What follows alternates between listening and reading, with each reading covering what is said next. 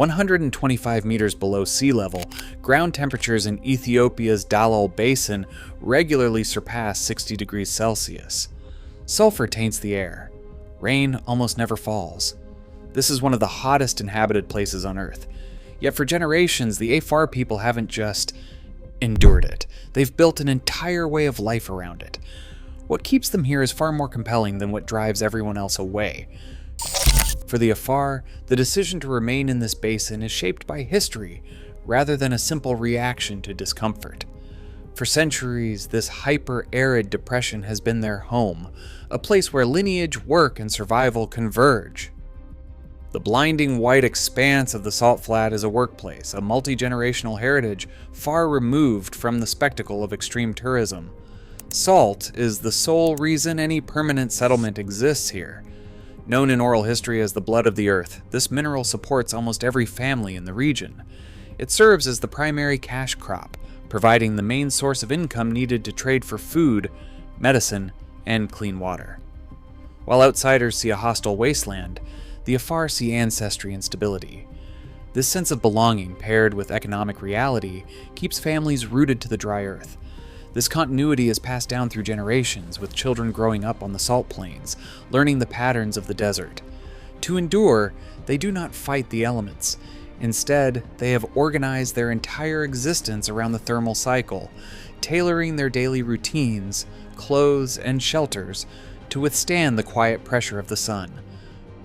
Before the clock strikes 4 in the morning, the settlements around Dallol are already awake. This early start is a matter of necessity. Once the sun rises, the ground temperature will rapidly climb past 60 degrees Celsius, radiating heat that makes physical labor impossible. Miners gather on the salt flats to begin chiseling and cutting the white crust, while the air is still relatively cool. By noon, when the daily air maximum pushes past 41 degrees Celsius, all active extraction halts. The midday heat dictates a mandatory pause.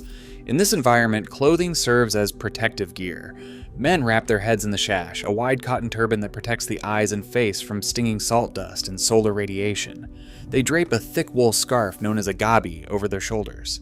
Though heavy, the wool traps a thin layer of cooler air, slowing down the transfer of external heat. Soft leather sandals protect the soles of their feet from the baking ground, while women wear layered cotton dresses using shawls to shield themselves from the dry wind. Shelter offers the final defense. Homes are built from sun-dried mud bricks and bonded with a salt-rich mortar harvested directly from the basin. These thick walls act as a thermal barrier, oriented to catch the prevailing easterly breezes.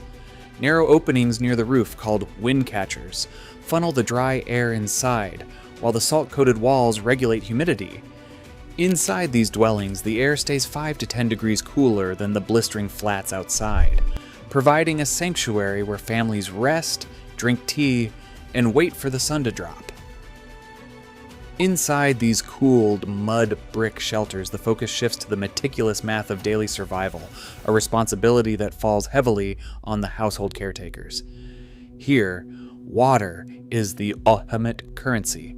To find it, communities must bypass the salty surface crust entirely, tapping into ancient aquifers through wells drilled 30 to 40 meters deep. This scarce supply is often supplemented by expensive truck deliveries from the highlands, forcing families to ration consumption to just 15 to 20 liters per person each day. Every drop is guarded and stored in heavy sealed clay pots that use evaporation to keep the liquid cool. Managing food is equally calculated. In this intense heat, fresh ingredients spoil within hours. Caretakers rely on ancestral preservation techniques, heavily salting vegetables and sun-drying thin strips of meat on shaded, sand-cooled surfaces before storing them in sealed tin containers. Even the timing of meals is a strategy. Cooking fires are never lit during the blazing afternoon. Instead, caretakers prepare the daily flatbread and spiced tea at dusk, ensuring the home remains a sanctuary from the relentless desert sun.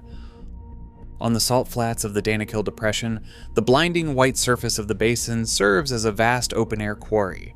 Here, miners work on their knees using handheld iron chisels and heavy wooden axes to split the dense crust. They wedge timber poles beneath the surface, prying up massive, irregular sheets of crystalline halite. With precise, rhythmic blows, the cutters shape these rough sheets into uniform rectangular slabs, measuring roughly 30 centimeters square and 5 centimeters thick. Each dry slab weighs over 8 kilograms. To protect their hands from the sharp, abrasive mineral, workers wrap their fingers in thick layers of scrap cloth, working quickly before the rising sun turns the ground into a radiating kiln.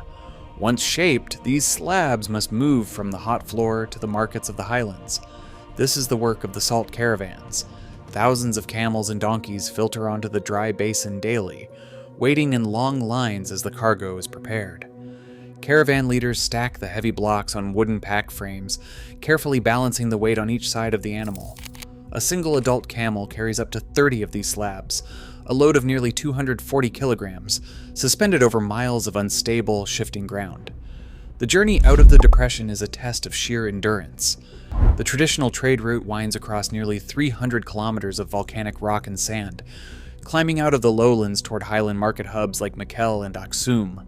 For centuries, this network of footpaths was the sole connection between the salt plains and the rest of Ethiopia, a mobile economy relying entirely on the pace of a camel's stride. Today, this ancient system exists alongside modern change. In the mid-2000s, asphalt roads reached the edge of the depression, and heavy diesel trucks began moving into the basin. These vehicles can carry thousands of slabs in a single day, completing a trip that once took caravans weeks. Yet the traditional caravans persist. In many remote areas, the rugged terrain remains inaccessible to heavy machinery, and for many Afar families, the camel remains a reliable, self-sustaining asset in a changing world. Beneath this heavy salt crust lies a violent geological engine. Dallol sits 125 meters below sea level in a tectonic rift zone, where 3 planetary plates tear apart at 10 millimeters per year. Beneath the surface, magma chambers superheat trapped groundwater, forcing hypersaline brines through salt beds to erupt into pools reaching 109 degrees Celsius. These vivid sulfuric waters are chemically hostile with a pH dropping below negative 1.5. This shimmering, acidic terrain is constantly shifting, venting toxic gases that turn the beautiful region into a silent, physiological hazard.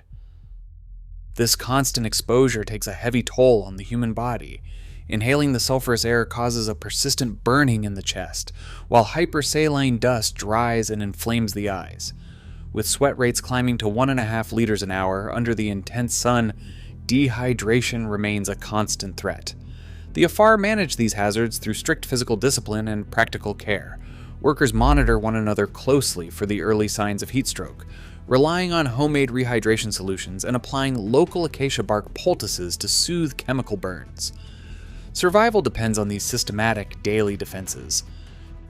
Children run across the salt-encrusted earth, their laughter cutting through the dry wind. To the families who live here year-round, this basin is not a hostile wasteland or an otherworldly curiosity. It is home. In the late afternoons, when the heat begins to lift from the mud brick walls, neighbors gather on woven mats outside their doorways. They share sweet tea, discuss the day's events, and watch the shadows stretch across the white flats. Here, amidst the sulfuric vents and salt beds, the quiet patterns of family life endure, turning an extreme geographic edge into a lived-in community. As global temperatures climb, Dallol is no longer just a geographic outlier, it is a preview. The Afar's quiet endurance remains a stark testament to human limits on an increasingly volatile planet. What do you think of their resilience? Share your thoughts below.